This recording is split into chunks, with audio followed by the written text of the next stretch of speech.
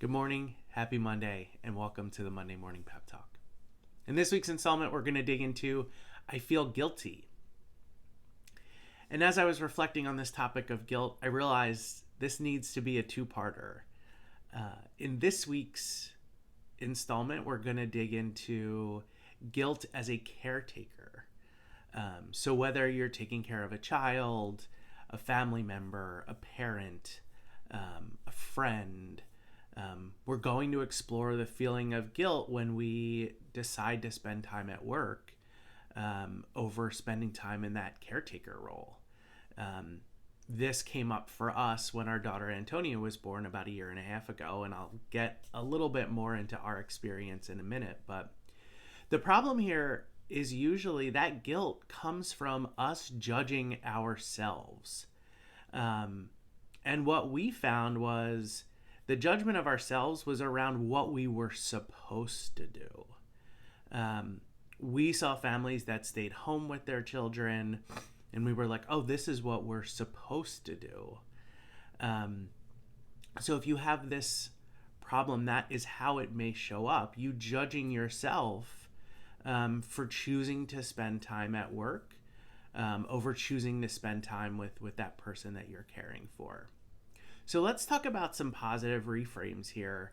One of the things that we realized was when we're judging ourselves about something that we think we're supposed to do, we rarely take the time to explore what we're giving up if we give up that other thing. So I'll give you a very specific example. So if we choose to stay home with Antonia instead of going to work, the things we may give up are a feeling of purpose or fulfillment in our jobs, the camaraderie that comes from being in a collaborative workspace, mental stimulation of just doing hard things and kind of challenging ourselves.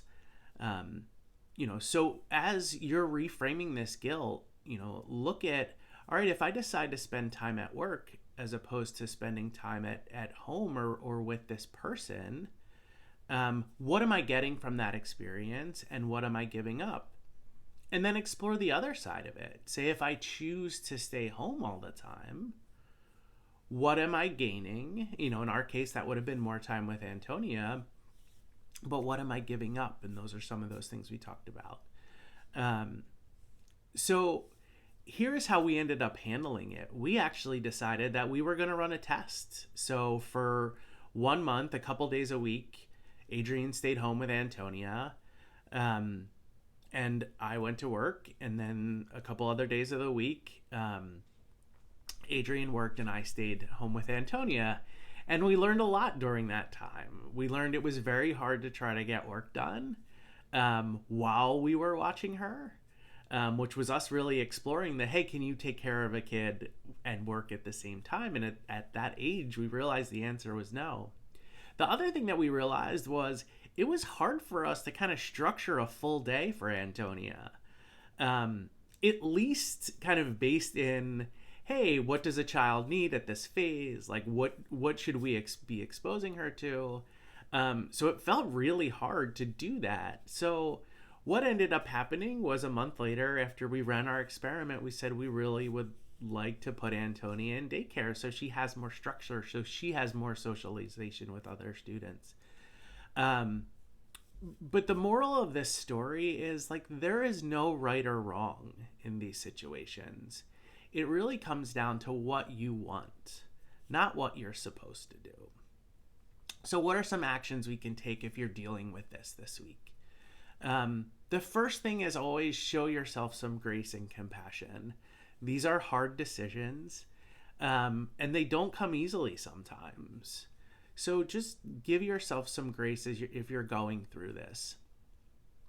The second thing is start to explore your options, and for each of those options, say, what am I gaining in this scenario? But also, what am I giving up? I think the thing we forget is, regardless of what we choose to do, we may be gaining something, but we're always giving something up. So explore your options and look at those things. The next thing that is super helpful here is start by setting some boundaries. Start by asking for help. How this showed up for us was asking one another for help. Hey, can you cover daycare pickup and drop off? Can you take Antonia after work so I can work out? So really start to explore like, hey, where can I ask for help? Where can I draw some boundaries? And the same goes for at work.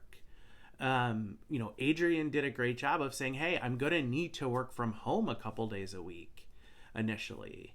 So before you feel like you have to commit to one thing fully or the other thing fully, see what boundaries you can set, see where you can ask for help, see where you can get flexibility at work.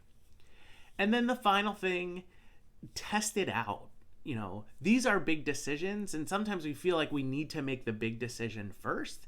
And what we found was we didn't have to make the big decision first. We could start by just making the smaller decisions. Let's test out what a day feels like. Let's test out what a week feels like, and then let's decide. So we wish you all the best as you try this out. Again, show yourself some grace and compassion, please. These are not easy things to navigate. As always, reach out if there's anything we can do to help. We love you, we believe in you, and we're here for you. Take care of yourselves and one another, and we'll see you again next week.